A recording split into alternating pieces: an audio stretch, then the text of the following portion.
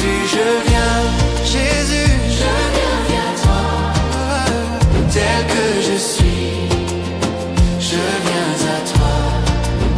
Jésus, je viens. Jésus, je viens à toi. Tel que je suis, prends-moi.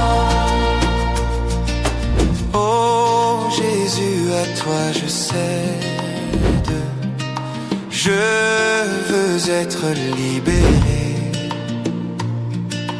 de Shalom, peuple des dieux, un nouveau numéro de votre émission que vous suivez, que vous aimez bien, l'Église et sa responsabilité.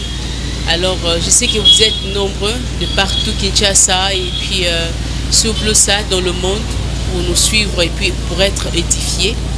À travers cette émission, vous avez de l'éclairage, vous avez de la lumière sur vos vies et surtout sur les leaders qui sont appelés dans le ministère. Cette émission est en train de vous donner un éclat pour vous permettre de bien faire les choses. Alors, les livres que nous sommes en train de décortiquer ici, tout au long de ces épisodes que nous sommes en train de passer avec nos missionnaires, c'est un livre que les missionnaires ont écrit. C'est un livre qui est le fruit d'une communion fraternelle. Alors, ce livre est venu comme une réponse au bon moment pour résoudre les problèmes que l'Église est en train de rencontrer. Alors l'objectif est de ramener le peuple de Dieu, ramener les leaders à comprendre la mission première que le Seigneur a confiée à l'Église. Est-ce que l'Église est en train de respecter cette mission? Est-ce que l'Église est en train de bien faire les choses? Voilà, ce sont des questions peut-être que vous aussi vous vous posez dans vos maisons. À travers les questions que nous sommes en train de décortiquer en ces lieux, je sais que vous avez des étincelles, vous avez des réponses et vous êtes en train de mettre les choses en ordre. Nous sommes dans le chapitre 2 de cet ouvrage que nous sommes en train de décortiquer, la responsabilité de l'Église dans son milieu d'établissement. Je crois que c'est la 3e émission pour le chapitre 2 que nous sommes en train de décortiquer. Alors je ne vais pas monopoliser la parole. Je vais saluer les missionnaires avec qui vont nous servir tout au long de ces 40 minutes que nous passerons avec vous. Bonjour, je commence par missionnaire Anaclé. Bonjour papa. Bonjour. Vous allez bien? Dieu fait grâce, nous marchons bien. Ok, bonjour missionnaire Jacques. Bonjour ma sœur. Vous allez bien? Le Seigneur fait grâce, ça va, tout va bien. Bonjour missionnaire Yann. Vous avez oublié votre micro? Oui, bonjour ma soeur, sorry. Ok, vous allez bien? Très très bien par la grâce de Dieu. Il nous fait grâce, on ne se plaint pas.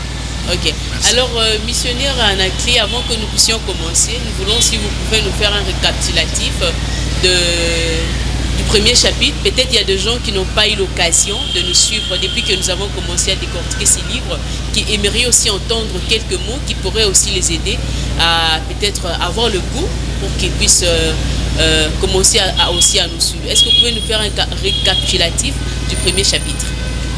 Oui, merci beaucoup, ma soeur, pour cette bonne question. Ok. Nous sommes ici avec le livre La responsabilité de l'Église à son milieu d'établissement. C'est un livre de 4 chapitres. 4 chapitres, à part l'introduction et la conclusion. Le premier chapitre, comme nous avons beaucoup parlé sur le ministère du prophète Élisée, le premier chapitre, il s'agit de l'élection et l'appel du prophète Élisée. Dans ce premier chapitre, ce que nous avons parlé, c'est pour dire que tout ce que nous faisons, tout ce que l'homme fait sur la terre, ce n'est pas une histoire qui a été conçue, qui peut provenir de l'université, qui peut provenir d'une famille ou bien de qui que ce soit. Ça vient de Dieu lui-même. Tout homme sur la terre a une mission. Cette mission lui a été confiée par Dieu. C'est ça l'élection. C'est-à-dire que c'est comme ça que Dieu a parlé à beaucoup de ses serviteurs pour leur montrer qu'avant même la conception dans le ventre de la maman, Dieu avait déjà la mission avec le serviteur. Et quand le serviteur grandit, comme tout homme, il peut oublier sa mission. Alors Dieu fait grâce que le missionnaire puisse saisir de la part de Dieu l'appel. C'est comme ça que nous avons vu que Dieu a parlé à Élie pour lui dire que Élisée, je l'avais choisi déjà pour être prophète à ta place. C'est ça l'élection d'Élisée. Et l'appel est que va pour appeler. Quand Élie est allé vers Élisée, il lui a jeté le menton sur son corps. Et cette façon-là, Élisée avait compris que c'était l'appel pour que Élisée puisse quitter les affaires de son père dans lesquelles il était chaque jour pour commencer les ministères. Alors, nous avons vu que c'est Dieu qui nous a élus avant la fondation du monde. C'est Dieu qui nous appelle et c'est lui qui nous établit où est-ce que nous allons évoluer. Voilà ce que nous avons dit dans le premier chapitre. Merci beaucoup. Alors, ce que nous devons retenir du premier chapitre, nous avons, c'est Dieu qui nous a élus, c'est Dieu qui nous a établis et puis c'est Dieu qui nous a appelés. Alors, voilà, c'est les trois mots que nous devons retenir. Donc, quand nous voyons le premier chapitre, nous voyons c'est Dieu, l'élection, nous voyons l'appel et nous voyons l'établissement. Merci beaucoup. Ok, merci beaucoup. Alors, nous allons prendre la première question pour l'émission d'aujourd'hui. Aujourd'hui, peut-on juger la qualité d'un leader religieux uniquement par ses paroles ou faut-il aussi des emprunts concrets? Oui, merci pour cette question. Les leaders religieux. Okay. D'abord, quand vous dites leader religieux, il faut un peu balancer parce que religion, ce n'est pas de cela que nous parlons des enfants de Dieu.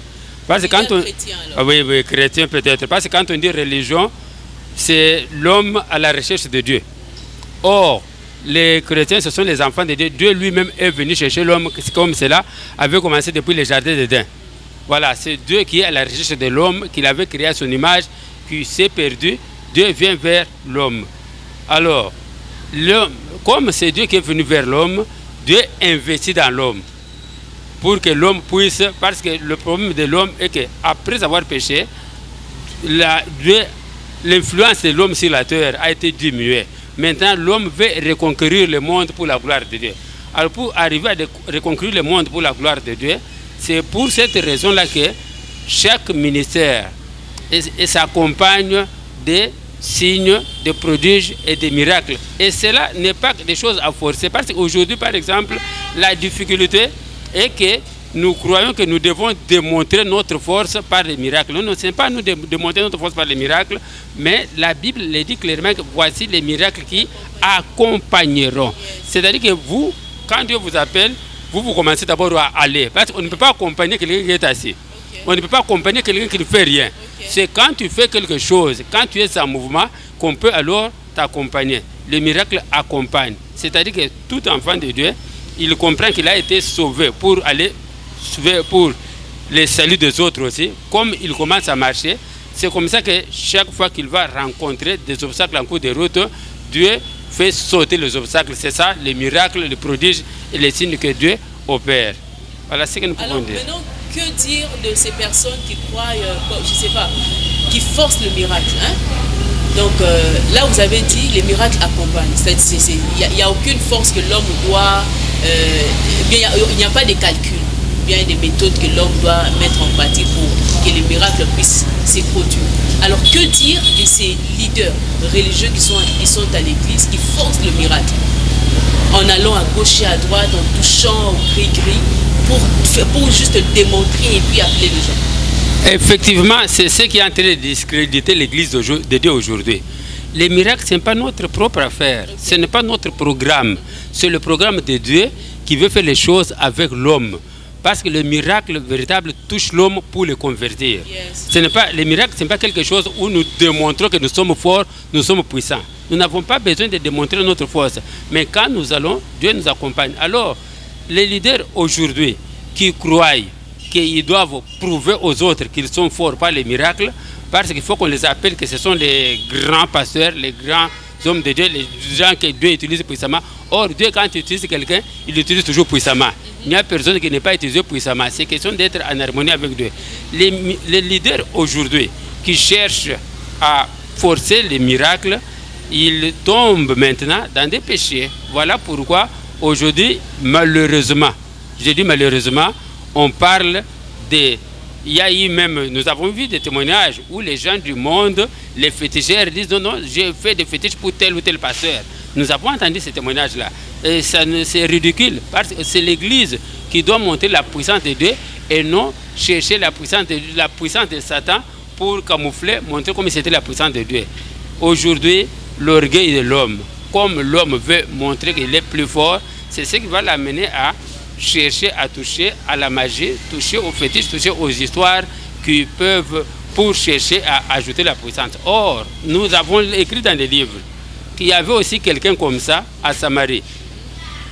Simon. Il s'appelait Simon. Ah oui, voilà qu'on appelle les magiciens. Or, quand il faisait des choses, à Samarie, on appelait Simon la force de Dieu la grande. Mais quand la puissance de Dieu, la véritable puissance de Dieu est venue au travers de Philippe et puis Pierre plus tard, on a compris que Simon, ce qu'il faisait, il était magicien, il ne le faisait pas avec Dieu. C'est comme ça que tout celui qui veut se faire voir que Dieu agit par lui, quand il va toucher à ceci ou cela, il sera toujours découvert parce que Dieu ne laissera pas sa gloire à un autre. La gloire de Dieu reste pour Dieu. Il faut que Dieu nous utilise comme il veut nous utiliser, quand il veut nous utiliser, avec la puissance qu'il veut utiliser. C'est comme ça que les choses marcheront. Ok, merci beaucoup, missionnaire. Alors, missionnaire Jacques, j'aimerais aussi avoir votre avis par rapport à ce que missionnaire Anaklia a dit, par rapport au miracle. Aujourd'hui, nous voyons dans les églises, et surtout les jeunes, nous voyons des jeunes, c'est-à-dire quand ils organisent l'activité, le but seulement c'est de démontrer le miracle. Est-ce que, parce que là on dit, papa Anaklia a dit quelque chose que le miracle avait pour objectif de transformer, comment il a utilisé un terme là, voilà, transformer, donc au bon Olissa, Batu. Voilà. Alors, aujourd'hui, nous voyons des jeunes. Lorsqu'il y a des activités, partout tu vas voir des activités, ils sont là. C'est comme si leur pensée n'est que focalisée sur le gens qui doivent venir et vivre le miracle. C'est-à-dire, on a oublié la part de la conversion. Or, celui qui est converti, quand il est converti, c'est le miracle qu'il est en train de vivre. Mais on nous présente plus la facette du miracle. Qu'est-ce que vous pouvez ajouter par rapport à ça? Oui, en fait, quelques ajouts, bien sûr. Ce que je peux dire, il faudra comprendre que même Christ, quand il avait fait des miracles, aux personnes même qui ont vécu ça, il a été clair, il a dit, ne dis à personne. En fait, il n'exposait pas toujours pour que le monde voie sous forme de publicité. C'est vrai que les gens tournent autour de ça pour attirer la foule, mais derrière la foule, les gens se précipitent pour les richesses humaines qui en profitent en rien. Et ça laisse le peuple dédié dans l'ignorance. Et ça, c'est quelque chose que nous devons faire très, très, très attention aujourd'hui. Et également, vous savez, il y a certaines personnes qui ne viennent pas à Christ parce qu'ils ont vu les magouilles de certains soi-disant faiseurs de miracles. Ce qui est important, c'est la transformation des vies pour le salut. C'est l'élément clé. On dit, quand une âme est sauvée, vous savez ce qui se passe? C'est toute une fête au ciel. Ouais, c'est ça nous devons faire ça. Mais voilà, tellement qu'on est derrière les ressources, on doit bénéficier de quelque chose. On veut attirer les gens par des miracles. Est-ce que vous savez, même ce matin, en se levant le matin, avoir le souffle de vie, c'est un miracle. On ne doit pas dire aux gens, venez, vous allez vivre les miracles. Déjà, le fait d'être en vie, c'est chaque jour. Yes. La Bible dit que le Seigneur renouvelle ses bontés. Il renouvelle ses bontés. Vous voyez, c'est déjà un miracle. Mais on ne cesse de parler de ça comme si c'était le sujet, comme si c'était l'élément clé dans la transformation des vies. Non. On doit appeler les gens afin que leur vie soit transformée, qu'ils se remettent totalement et complètement à Christ. Merci. Ok, merci beaucoup. Alors, chers leaders, en tout cas, présentons plus Christ. Et puis, quand les gens viendront, ils vont vivre le miracle. C'est simple. D'accord. Voilà, nous prenons la maturité. Pourquoi la maturité, l'encadrement des aînés est-elle indispensable avant de manifester la puissance? Oui, l'encadrement, l'orientation est tellement très, très capital, très important. Il faudra l'orientation des aînés. Vous savez, même Christ avec ses disciples, avant que ses disciples s'élancent pour la mission, il les avait encadrés. Même la Bible nous montre clairement, même les personnes qui ont vécu ou soit qui ont réussi puissamment la grâce de Dieu ont été encadrées. Je vais donner l'exemple de Samuel auprès d'Élie. D'ailleurs, je vais évoquer l'épisode où, à un moment dans le livre de 1 Samuel, chapitre 3, verset 5, à partir du verset 5, où on voit le Seigneur appeler Samuel à plus de 3 fois, pas plus de 3 fois, 3 fois. Et Samuel, dans ces temps-là, la parole de Dieu était rare.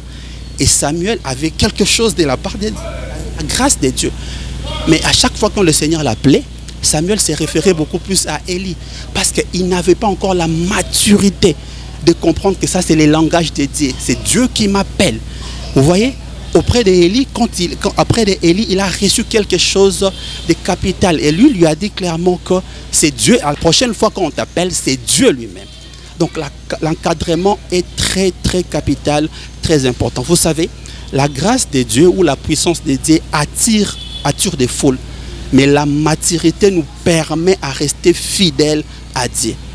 Oui, quand on ne reçoit pas quelque chose de la part, quand on ne reçoit pas des orientations, l'encadrement, des fois on exerce cette puissance d'une manière, je peux dire comment, dans notre manière, avec une sagesse humaine. Donc c'est très capital, j'ai raison pour dire que c'est très capital que les jeunes, les personnes nouvellement appelées, qu'ils reçoivent l'encadrement auprès des aînés. Ça permet également de transmettre la sagesse et la responsabilité également, l'humilité, cette humilité à mieux gérer cette grâce que le Seigneur nous a donnée. Merci beaucoup. Okay. Est-ce que vous-même, par votre propre exemple, vous pouvez enseigner à cette génération qui est en train de nous suivre? Parce que là, vous avez parlé de l'encadrement des aînés. Est-ce que vous êtes le résultat vous faites, qu'est-ce que je voulais dire, un petit exemple de vous-même, de ce qu'a été l'encadrement que vous avez reçu des aînés, et puis le fruit, ce que vous avez produit, ce que vous avez produit. Oui, bien sûr. Vous me voyez au milieu des deux grands sages. Okay. Ça c'est déjà une réponse à votre question. 10 jours au jour, nous apprenons. Et moi, j'ai un frère qui est très très proche de moi, un frère biologique également dans les Seigneurs, où je l'embête à chaque fois quand j'ai des réflexions. Pourquoi? Parce que je vais acquérir une connaissance et des orientations claires. Donc moi-même, je suis un exemple, bien sûr. Okay, merci. Merci beaucoup. Alors, nous passons missionnaire Yann. Ok. Élisée assiste les armées sur le camp de bataille. Vous l'avez nommé dans 2 Rois 3, 1 à 26, dans les livres. Quel est le rôle de la spiritualité et le rôle de l'Église? Doit-elle jouer dans la résolution des conflits armés ou politiques aujourd'hui? Merci. Je crois que la fois passée, on avait attaqué déjà ce point. Et comme le missionnaire Anaclé Kabe avait fait le résumé, la première chose que je voudrais qu'on puisse comprendre, c'est que le rôle de scientifique, c'est de comprendre le monde. Les diplomates, leur rôle, c'est d'essayer de transformer le monde. Mais l'homme spirituel a à la fois le double rôle. Il comprend le monde et ensuite il donne des solutions et il participe à la transformation. C'est ainsi que la parole de Dieu dit, un passage qu'on a cité ici, que c'est par l'Église que les autorités dans lieu céleste connaîtront la sagesse infiniment variée de Dieu. Nous avons une manière de voir les guerres. Et Dieu a une manière de voir les guerres. Yes. Et généralement, puisque nous sommes au Congo, il y a une guerre. La guerre, elle a normalement une origine. Et la nôtre est vraiment dans ça, spirituelle. Et nous avions donné la fois passée des preuves de la spiritualité de cette guerre. C'est que les acteurs qui font cette guerre, la plupart des groupes armés, ce sont des groupes armés. Tout ce qu'on a eu, ceux qui ont été défaits, ceux qui ont disparu, ceux qui sont là, ils se présentent avec sur leur tenue des gris-gris et beaucoup d'autres choses. Et on apprend même que l'avancée de ces gens-là se fait par des fétiches. Par exemple, on trouve un groupe armé devant de militaires bien armés, mais lui il prend juste un noix de palme, un noix palmiste, comme on dit. De l'intérieur, il tape juste comme ça, et ça fait du bruit extraordinaire, une bombe, et de l'autre côté, les gens explosent. Donc, la guerre, elle est d'abord spirituelle. Et qui de plus qualifié pour parler des choses spirituelles que l'Église, par lesquelles on doit connaître la sagesse infiniment variée de Dieu. Par exemple, dans les mois qui viendront, on va parler clairement de solutions pour la guerre qui est dans notre pays, sur le plan, parce qu'elle est d'abord spirituelle aussi. Mais pour répondre à votre question et ne pas s'éterniser, l'Église doit comprendre la guerre. Et lorsque l'Église comprend la situation, comme nous avons dit, et l'Église dit clairement ce qu'il faudra pour cette guerre, exactement comme Élisée. Okay. Ce qu'il faudra pour cette guerre. Et maintenant, la difficulté, évidemment, les hommes de Dieu aujourd'hui, la réputation qu'ont les hommes de Dieu, entre guillemets, l'Église, est vraiment mise à mal. Mais quand c'est une église, l'église de Dieu, qui a la bonne réputation, les gens, la société, le pays, la nation, qui fait confiance à cette église, va prendre ce que l'église lui dit, mettre en pratique, et les choses iront. Cette guerre, elle n'aura pas de solution militaire, de solutions politiques ni diplomatiques. C'est la solution justement spirituelle que le Seigneur est en train de donner à l'église, les restes, ce que la Bible appelle les restes, pas forcément ce que vous voyez, et des solutions claires et nettes dès qu'on l'applique, et ça va marcher. Parce qu'en fait, l'église devra découvrir quel est l'intérêt de Dieu lorsqu'il met fin à une guerre. Yes. Ok? Et donc voilà, on peut s'arrêter là pour l'instant. Ce sont des choses qu'on aura à donner plus. Voilà, merci. Profond. Alors, j'aimerais que, puisque nous parlons de cette guerre qui a vraiment longtemps traîné la guerre de l'Est, si vous pouvez seulement prier pour dire au Seigneur de donner à l'Église, à tous ceux qui ont le fardeau, qui portent ce fardeau dans les églises, que ce soit ici à Kinshasa ou bien en RDC, qui portent le fardeau de cette guerre à l'Est, que le Seigneur leur donne de l'intelligence, de la sagesse, en fait qu'ils comprennent. Et qu'ils comprennent, c'est-à-dire le message que le Seigneur veut leur transmettre pour le communiquer aux hommes politiques, afin que cette guerre puisse s'arrêter. Je ne sais pas, on peut commencer par vous, un mot dans la prière, une déclaration, et puis on va finir par missionnaire Anakli.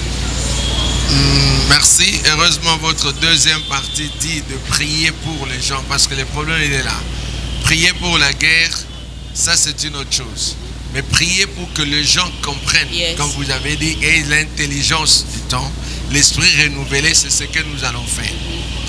Seigneur notre Dieu, nous te rendons grâce et nous te bénissons pour cette opportunité que tu nous donnes d'éclairer, d'abord d'avoir compris de ta part et de partager. Exactement comme tu as dit à Moïse que tu prendras le même esprit qui est en lui pour mettre sur les 70 anciens.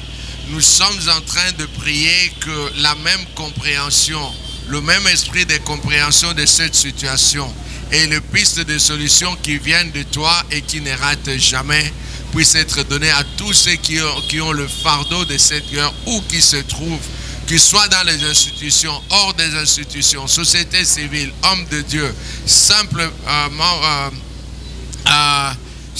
citoyens de la République démocratique du Congo ou de la région des Grands Lacs ou de l'Afrique.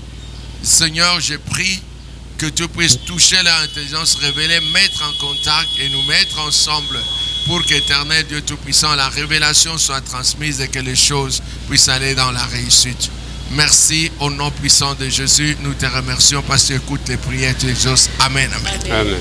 Missionnaire, vous aussi vous priez. J'ai dit une minute. Ah oui. Éternel, nous te rendons grâce pour ce que tu es, pour ce que tu fais avec nous. En ce moment, Yahweh, nous prions pour que l'Église puisse jouer pleinement son rôle éternel, notre roi, notre Dieu. Nous dépendons totalement de toi et tu es capable de tout changer. Là où les hommes ne peuvent pas, éternel, notre roi, notre Dieu, toi tu peux le faire à travers ton Église. Alors nous voulons, éternel, que toi qui sondes le cœur, les reins, que tu bouges, que tu sondes le cœur des serviteurs là où ils se retrouvent, que chacun puisse jouer pleinement son rôle. Enfin, Yahweh, notre roi, notre Dieu, qui puisse faire en sorte que la paix revienne, Seigneur Jésus-Christ, dans la partie est de notre pays qui est touchée en ce moment. Nous croyons en toi, au nom du Seigneur Jésus-Christ, nous avons prié. Merci Seigneur. Merci Seigneur. Missionnaire en clé. Seigneur Dieu, tu es le maître de l'histoire. Merci Seigneur Dieu pour ce pays, la République démocratique du Congo. Merci pour ce temps que toi tu as voulu que le monde entier puisse avoir les yeux sur la République démocratique du Congo. Seigneur Dieu, tu ne fais rien au hasard. Tu as un programme avec, Seigneur Dieu puissant, l'Église de cette République démocratique du Congo. Oui, Seigneur Dieu puissant, il y a un temps pour toutes choses. Oui, Seigneur Dieu, ce que tu veux à présent, Seigneur Dieu, et que Seigneur Dieu puissant, par l'Église, que le monde entier voie la grandeur, la puissance, la sagesse de Dieu se manifester, Seigneur Dieu puissant, à partir de cette République démocratique du Congo pour toucher encore des puissants le monde entier. Tu as des programmes, tu as des projets. Seigneur Dieu puissant, voilà le temps de la manifestation de tes programmes, le temps de la manifestation de tes projets, le temps que toi tu veux agir, le temps que toi tu veux encore toucher, le temps que toi tu veux que ta gloire puisse être, Dieu puissant, dans ce monde, remplir le monde comme Seigneur Dieu, les eaux remplissent les fonds de la mer. Tu es Dieu de gloire, tu es Dieu puissant, tu agis au travers de cette guerre pour la gloire de ton nom. Tu te manifestes encore, notre Dieu, notre Seigneur. Merci pour tes programmes et tes projets. Au nom de Jésus, nous avons ainsi prié. Amen. Amen. Alors je crois que vous aussi vous avez dit Amen, que le Seigneur vraiment donne de l'intelligence, la sagesse à toutes ces personnes, ces leaders qui ont le souci de ces pays. Nous tous, nous avons le souci, mais nous avons besoin d'avoir l'intelligence, la sagesse pour que Dieu, à travers sa miséricorde, arrête arrête cette guerre à l'Est. Alors nous prenons le missionnaire Jacques, nous prenons la question 8. Face à une crise comme le manque d'eau pour les armées, Élysée a été consulté. Sommes-nous des sources de solutions stratégiques pour nos gouvernements? Ah oui, je dirais oui, parce que l'Église est appelée à résoudre tous les problèmes dans notre société, dans nos nations, je vais le dire aussi comme ça. Oui, mais seulement que l'Église actuelle ne joue pas pleinement son rôle. Tout à l'heure, le bien-aimé Yann l'a dit, il y a la guerre, mais il faut que le Seigneur renouvelle quelque chose au milieu de son peuple pour que l'Église puisse jouer. Parce que je sais qu'il y a des personnes inspirées pour apporter la paix là où il y a les conflits, pour apporter la sagesse quand il s'agit de prendre des décisions. Oui, l'Église est appelée à jouer ce rôle, mais seulement aujourd'hui, ce rôle n'est pas pleinement joué. Qu'est-ce qui empêche? Voilà. Ça c'est la bonne question. Nous avons tous reçu quelque chose de la part de Dieu, mais seulement nous ne voulons pas retourner sur les fondements pour mieux s'élancer. Je voulais dire quelque chose ici en rapport avec la responsabilité de l'Église. Dans le livre de Genèse, chapitre 41, avec Joseph, le Seigneur est capable de nous donner cette sagesse en fait d'anticiper des actions. Joseph l'a fait. Il a dit il y aura une famine. Qu'est-ce que nous devons faire? En tant que fils de Dieu, il a joué pleinement son rôle. On doit déjà stocker de la nourriture pour que lorsque cet épisode arrivera, qu'on soit capable à surmonter. Ça, c'est un rôle d'un fils de Dieu. Quand on regarde aujourd'hui dans notre nation, il y a même au niveau des postes stratégiques où nous voyons des fils dédiés. Mais ils se sont laissés suivre par, je ne suis pas politicien, par influencés par la politique, au lieu que eux puisse apporter cette influence. Nous avons vu Élisée. Élisée a pris part. Il a influencé des décisions militaires. C'est ce que nous devons faire aujourd'hui. Ma prière est vraiment que le Seigneur fasse grâce pour que l'Église puisse jouer pleinement son rôle. Amen. Que le Seigneur nous fasse vraiment grâce pour que nous puissions jouer pleinement notre rôle étant qu'Église. Merci beaucoup. Alors, nous prenons le missionnaire Yann. Pourquoi les miracles d'Élisée touchent-ils souvent la subsistance quotidienne, l'eau, l'huile, nourriture, logement? Si vous pouvez répéter la question. Pourquoi le ministère d'Élisée touche-t-il souvent à la subsistance quotidienne, l'eau, l'huile, la nourriture et le logement? D'après le livre.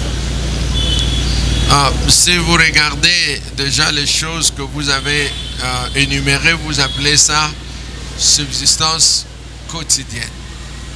Et je voudrais d'abord vous dire qu'il y a ce qu'on appelle de besoin et de nécessité. Un besoin est quelque chose que vous désirez, mais même si ça ne vient pas, vous allez continuer à vivre. Mais une nécessité, quand il n'y en a pas, vous mourrez. L'exemple, c'est l'eau. L'habit est un besoin, mais l'eau est une nécessité. Vous n'avez pas d'habit, vous pourrez vivre. Si Dieu vous a donné 100 ans, vous vivrez 100 ans. Je pense que Adam et Ève, ils ont vécu sans habit pendant... et ils ne sont pas morts. Mais vivre sans eau, vous allez mourir dans une semaine ou que sais-je. Ce qui fait que la Bible dit à l'Éternel, le ciel et la terre et tout ce qu'elle renferme. Ok. Ce que vous appelez la substance sont des choses vitales. Et Dieu, c'est la vie. Dieu, c'est en fait ce que nous voyons. Les gens, quand vous regardez Job, quand Dieu pose la question à Job, as-tu vu mon serviteur? Il est droit, il est juste, il est droit, il est intègre. Il s'éloigne du mal, il craint Dieu. Satan rétorque avec des choses matérielles, des choses qui ne sont pas de la subsistance vitale. Il dit, mais c'est parce que tu lui as donné telle chose, des brebis, tu lui as donné des choses. Très important. Dieu s'intéresse à tout ce qui est vital. C'est la vie d'abord. Et le miracle de Dieu devait toucher aux choses vitales. L'eau, parce que comme nous avons démontré, l'eau c'est la vie, comme on dit, nécessaire pour la vie. L'eau symbolise le Saint-Esprit. L'huile, à ce moment-là, on dit l'huile servait, comme on voit avec la question sur Élie, je crois, et même il disait avec l'huile qui symbolise aussi l'Esprit, entrer dans la position de la vie. Et vous avez parlé d'autres choses quand on prend la nourriture et tout ça, des choses qui donnent la vie. Vous voyez? Donc, ici, vous me posez la question pourquoi? Parce que Dieu est la vie, Dieu s'intéresse à la vie. Il faudra que nous, lorsque nous cherchons Dieu, nous le cherchions d'abord pour la vie. Et les restes, ce qu'on dit là, ça s'appelle les restes. Et les restes, Dieu le donne après. Et malheureusement, dans notre société actuellement, et même dans notre nation, nous ne cherchons pas d'abord ce qui donne la vie. Nous cherchons ce qui cherche à satisfaire un besoin. Et donc, nous manquons les nécessités. C'est pourquoi les miracles de Dieu sont des miracles qui touchent à la vie. Je termine avec ce que disait le missionnaire Jacques. Il dit les miracles, mais quand vous vous levez le matin, c'est déjà un miracle. Ce n'est pas une chose matérielle, le souffle de vie. N'est-ce pas? Vous êtes vivant. Donc, je peux m'arrêter là pour dire que cela est tout à fait normal parce que Dieu, c'est la vie et Dieu s'intéresse à la vie. Et si nous comptons des choses qui posent à la vie, ça va entraîner le reste sans problème. D'accord, merci beaucoup. Alors, nous prenons le missionnaire Anaké. Comment concilier l'image d'un Dieu de miséricorde avec la malédiction mortelle prononcées contre les adolescents pour le simple moquerie. Quel mystère d'iniquité ces enfants représentent-ils réellement pour la cité? Merci beaucoup pour cette question. Il y a le prophète qui a maudit les enfants et les enfants sont morts. Pourquoi il a maudit les enfants? C'est parce que les enfants se sont moqués du prophète. Là-bas, il y a d'abord le problème de l'éducation d'abord. Parce que dans nos enseignements, nous parlons aussi de l'éducation de nos enfants. Nous devons savoir que nos enfants, c'est une responsabilité que nous avons de parler à nos enfants, de se comporter normalement. Parce qu'un enfant qui commence à insulter un adulte comme ça en coup de route, ça prouve déjà que l'enfant n'a pas une bonne éducation. Parce que l'enfant bien éduqué, tout parent, il est aussi son père. Tout père est son père, toute mère est sa mère. C'est comme ça que l'enfant bien éduqué connaît les choses. Mais si l'enfant peut insulter un adulte, ce n'est pas une bonne chose. Nous parlons de la responsabilité. Voilà pourquoi je suis revenu sur ça pour dire que nous avons tous la responsabilité de nous occuper. Et l'Église doit s'occuper des enfants qui viennent à l'Église. Et les parents, les écoles, nous devons nous occuper des enfants. Alors ces enfants ont insulté le prophète. Mais le prophète les a maudits. Voilà, c'est cela le nœud de la question. Est-ce que les enfants étaient maudits? Et puis la malédiction est arrivée. Pourquoi la malédiction est arrivée? C'est ça aussi, les paroles d'un homme de Dieu, ce sont des paroles qui doivent se réaliser. Voilà la raison pour laquelle l'homme de Dieu doit faire attention à ce qu'il dit. L'adulte doit faire attention à ce qu'il dit. Tout parent doit savoir ce qu'il dit de ses enfants. Il faut toujours prononcer des bonnes choses sur vos enfants. Si vous voulez voir les enfants aller de l'avant. Voilà que le prophète avait prononcé la malédiction et la malédiction est arrivée. Alors, ce que nous demandons est que les enfants soient bien éduqués. Ce que nous demandons aussi est que nous, adultes, nous puissions avoir la maturité de savoir qu'est-ce que nous disons aux enfants. Alors, dire que c'était un mystère de l'iniquité, non, ce n'est pas les enfants, ce sont des personnes qu'on pouvait récupérer. C'est le cas que nous avons aujourd'hui. Aujourd'hui, nous avons aussi des enfants que l'on appelle Kuluna, qui peuvent aborder une grande personne avec des machettes, terroriser une grande personne pour prendre des téléphones. Ce sont des malédictions sur ces enfants là-bas. Ce sont des malédictions parce que si les parents prononcent, si ces gens qui sont terrorisés prononcent des malédictions sur ces enfants-là ont des problèmes avec eux. Voilà la raison pour laquelle une bonne éducation, ce n'est pas seulement l'instruction, parce qu'aujourd'hui il y a des gens bien instruits mais très mal éduqués. Bien instruits mais qui ne savent pas qu'on doit se respecter selon les rangs. Et aussi, nous insistons encore auprès des aînés, auprès des adultes, auprès des responsables, qu'il faut toujours prononcer des paroles qui bénissent les enfants, parce que nos paroles ont l'influence, nos paroles ont la puissance sur les enfants. Les prophètes, même dans les livres, nous avons compris que le prophète n'avait pas utilisé la maturité. Il a travaillé, il a fait des choses, il n'a pas utilisé la maturité. C'est pourquoi un parent non mature, c'est un parent aussi qui crée des problèmes, des malédictions sur ses enfants, parce qu'il prononce des paroles non calculées sur ses enfants. Alors, missionnaire, il y a des gens qui sont missionnaires, vous voulez ajouter quelque chose? Oui, en fait, c'est très important ce qu'il dit, comme il parlait aux enfants. L'autre conseil aux adultes, et à tout le monde d'ailleurs, c'est que si vous êtes en colère, ne prenez aucune décision. Yes. Parce que ces enfants sont morts à cause de la colère de l'homme de Dieu. Yes. C'est ce qu'il dit. La deuxième chose, si vous êtes dans une très grande joie, ne prenez pas non plus de décision, parce que dans la grande joie, la tête de Jean-Baptiste est tombée. Donc, quand il parle d'un adulte mature, déjà il dit adulte, on croit que l'adulte est mature, mais il insiste le mot mature. Ça veut dire qu'il y a un problème. Donc, pour quelqu'un qui est mature, quand il est dans les extrêmes, il ne prend aucune décision. Il faut qu'il se calme, la tête froide pour prendre une décision. À moins qu'à ce moment-là, l'esprit lui dise, ce qu'il faut faire. Merci, c'est ce que je voulais juste ajouter. Merci beaucoup. Alors, missionnaire à la clé, il y a deux gens qui nous suivent en ce moment. Peut-être il y a des adultes bien dans les églises, des leaders, des pasteurs qui les ont maudits, qui ont prononcé des paroles de malédiction sur eux.